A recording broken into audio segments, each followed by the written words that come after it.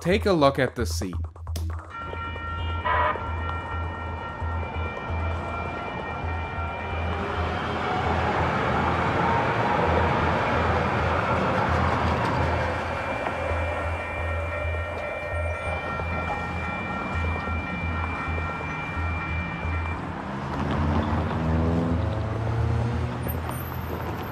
Oh my. It disappeared. Oh my God. Notice anything? If you did, good for you. You have a very keen eye.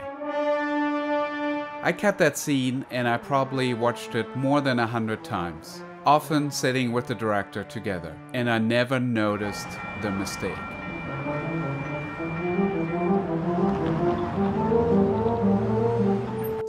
And then one day, I happened to stop right at this frame, and it hit me.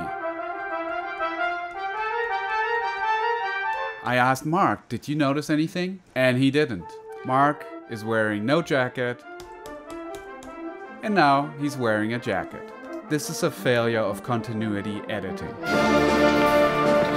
Thank you, Marshall. Continuity editing is the process of combining more or less related shots so as to direct the viewer's attention to a pre-existing consistency of story across both time and physical location. And here, we're breaking that rule.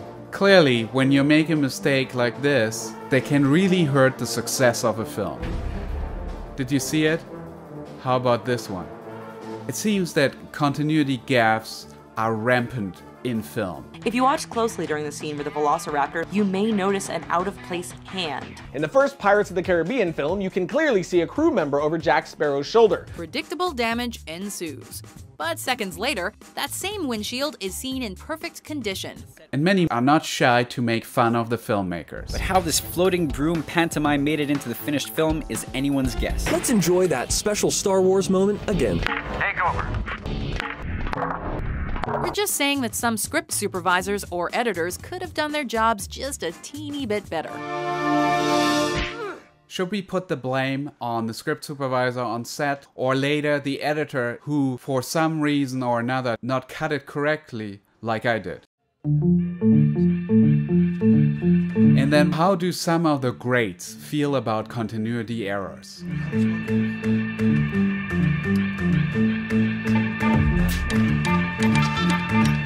Thelma Schoonmaker, the iconic editor who worked on many of Martin Scorsese's films, says in an interview, the priority is absolutely on the best take for performance. And frankly, I don't understand why people get so hung up on these issues. It doesn't matter. You know why? Because you're being carried along by the power of the film. Is she in denial? Sir, I said... Martin Hunter, the editor for Stanley Kubrick's Full Metal Jacket, says, there's a cut when the drill sergeant punches Matthew Modine in the stomach, and in one shot he pulls back with his left hand, and in the cut he punches with his right. Nobody ever pointed it out, as far as I know. But those kinds of things don't really matter, because if a scene is effective, you shouldn't be distracted by things like that. Walter Murch is so uninterested in continuity editing, he actually gives it the least priority in terms of when to make a cut.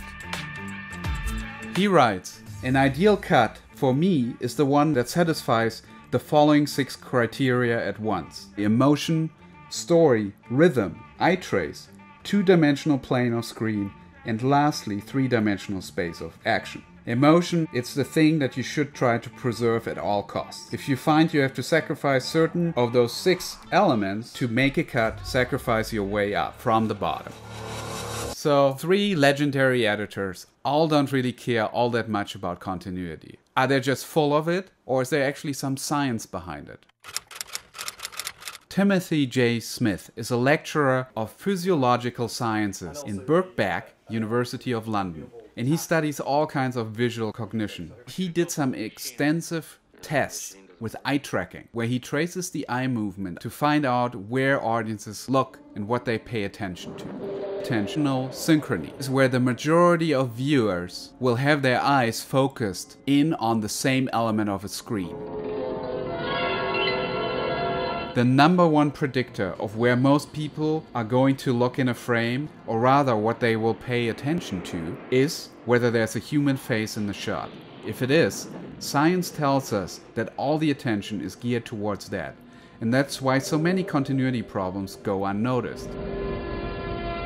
It actually turns out that Hitchcock, who's a master at composing shots, really understood this concept. An Alfred Hitchcock film, you have 65%.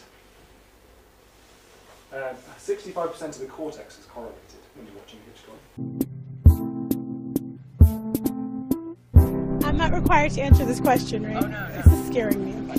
Humans study other human faces. When it comes to still images, viewers tend to look at the eyes. When it comes to moving images, we tend to look around the nose and move up and down between the mouth and the eyes as we're trying to understand what somebody's saying or the emotions that they're expressing. That's a question, short and sweet. In my bed, what's better than that?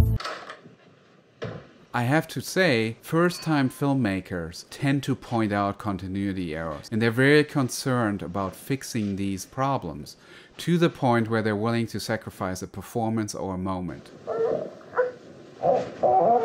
So, for example, in this scene, Mark has to take his 3-year-old son and move out of the house because he can't afford the rent anymore.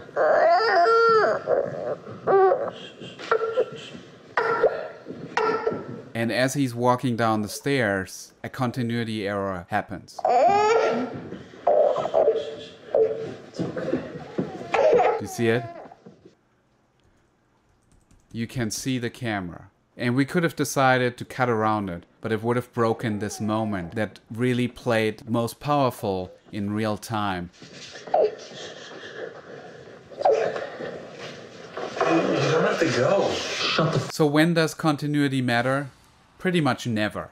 And if it does, then maybe there's something else wrong with the scene. I asked you if you thought that continuity is important. And in a poll, the majority pretty much said that they don't care as long as the scene works. But Larry writes, I often notice them, especially now that I'm studying filmmaking. Bert says, I don't look for them, so if I end up noticing them, they tend to bother me. Steve says, I have an error that I actually find more interesting than an actual flaw. In Martin Scorsese's Shutter Island, there's what I believe to be an implied continuity error during the interrogation scene. For me personally, I think it's what both Scorsese and Schoonmaker's decision to use is as a device to throw the audience into nothing is as it seems state of mind. I hope you got a kick out of this episode. Check out the video description for more research on the topic, and hopefully I'll see you soon. Thanks for watching.